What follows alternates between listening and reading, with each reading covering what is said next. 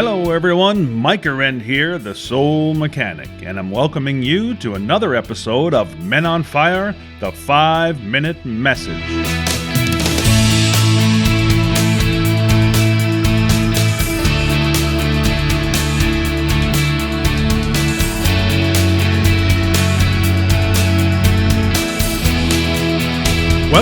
Welcome to Soul Mechanic Radio and another episode of Men on Fire, the 5-Minute Message.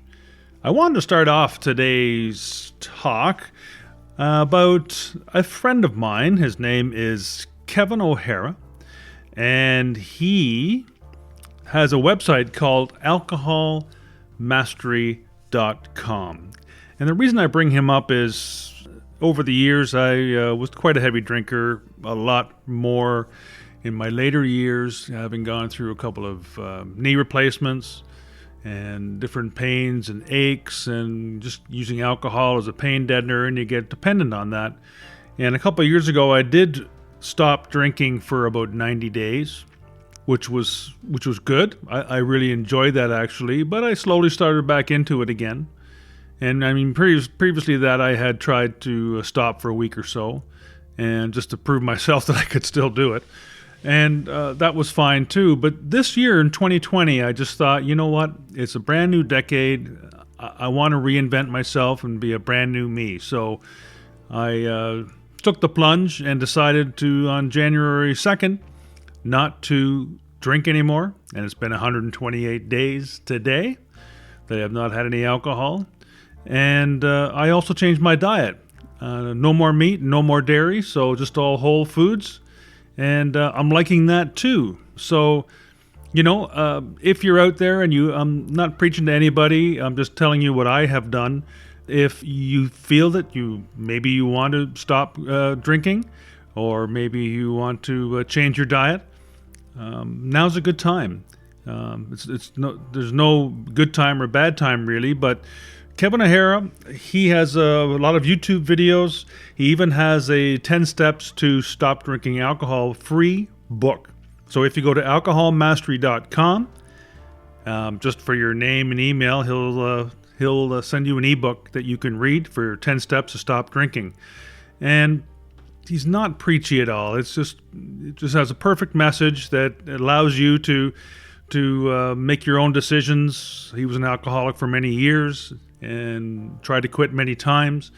And I wanted to promote him because he helped me just kind of turn the corner, that extra push that I needed. So I wanted to put a plug in for him. If any of you guys are, or young ladies, thinking of perhaps stopping to drink. So we'll get started now with today's message, which is about, it's about expectations, but it's really about control. Because humans like to feel like they're in control, don't they? It's just part of our makeup, really. It's really an illusion. We're never really in control, but we like to have that feeling that we are. And of course, we can't see the future or know what's coming in the future. So instead, we try to control other people's behavior to try to control our future. Now, this is the time when we probably should be trying to control our own behavior. But there's never really anything wrong with us, right? I mean, we always figure it's somebody else's problem, not ours. So maybe if I could just manipulate them and control their behavior, then I would feel more in control. And one of the most common ways we attempt to achieve this control is with expectations. So what is expectations and what is expectancy? Because they're very similar words. They have the same basis in them, the word expect. And expectancy is usually, let's think about it as, how long will a person live? How long can a person expect to live? That's a life expectancy. Expectations is what you have for that person while they are alive. So that's kind of the difference. Expectancy is really not trying to exhibit any kind of control at all. But the expectations is because you have expectations for that person during their lifetime. So you're trying to influence them in some way to gain control. So with expectancy, you have the ability to respond to any situation or circumstance that you find yourself in. If you and I are friends, for example, and there is an expectancy within our relationship, when we see each other then, or even when we're apart, there's an expectancy of being together, of laughing, talking, having fun, etc.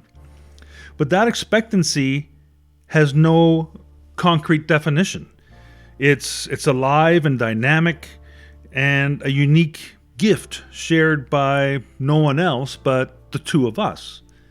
So, you have different friends in your life or family members, and there's always a little bit different relationship with each one of them because we're all unique. So obviously we're going to have a unique relationship with each one.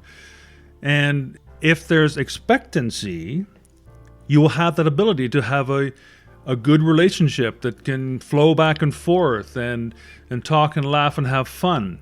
So if we have no expectations, you can never disappoint me, and I can never disappoint you, because the expectancy is just that our relationship will continue, our friendship will continue, and there's no conditions or rules to go along with that. But if we change this to expectations, whether they're spoken or unspoken sometimes that they're the worst ones. I mean, we don't really know what the boundary is, right? Somebody has an expectation and we cross the line because they didn't tell us, right? So we didn't know. So that creates huge difficulties, especially with spouses and loving relationships where, you do something that I don't like, but I can't get mad at you really unless I told you the ground rules or the border that I have, right? That you can't cross that border, at least not this time. We'd have to talk about it first. So those little rules that get into relationships, that's all about expectations as well. So when we get into expectations again, suddenly there's this law that we've entered into with a relationship. You're now expected to perform in a way that meets my expectations and vice versa. Our living friendship rapidly deteriorates then into a no longer about you and me kind of sharing relationship, but about what friends are supposed to do, or the responsibilities of a friend, a husband, a wife, a lover, father, mother, employee, whatever you want to throw in there. Responsibilities and expectations, then, are the basis of guilt, shame, and judgment. So when you think back, even when you were a child, how many times either friends, relatives, or parents expected something of you, you did not complete it, and you were treated in such a manner that you felt guilt, shame, and judgment. I know it happened to me, and I grew up with very great, loving parents. But it's the way that their parents instilled beliefs upon them, and that carries over. So this expectation and expectancy is huge in how we view the world and how we view relationships and how we get along with others in loving relationships. So I'm getting a little bit long in the 5-minute message here because I talked about Kevin so long, but I wanted to leave you with this quote from actually Aaron Ralston, and he's the man. I don't know if you saw the movie 127 Days. That was the person that caught his arm while he was hiking, and he couldn't get out and ended up cutting his arm off, actually. This is a great movie. It's also a book. 127 Days is the title of both, by Aaron Ralston, if you ever want to look that up. But this is what he says. Don't let other people tell you who you are. Don't settle for their expectations and dream your own dreams. And that's what we're talking about. If you're constantly living in the world of someone else's expectations, you can't live your life. You can't live your dreams. You have to get to a place of expectancy where nothing is actually expected. The expectancy is free and flowing and dynamic and a living entity. If you just expect it and it doesn't happen, then there's all sorts of punishment. The freeze out, where they don't talk to you anymore, or there's no goodies. For kids it could be candy bars. For us it could be no sex, or it goes on and on and on, and it's not necessary. And it basically boils down to our attempt to control the situation, and we do that by trying to manipulate other people with expectations. So try to work not expectations in your life, but expectancy, and your life will be much, much smoother. Thank you so much for listening today, and we look forward to seeing you again very, very soon. Bye for now.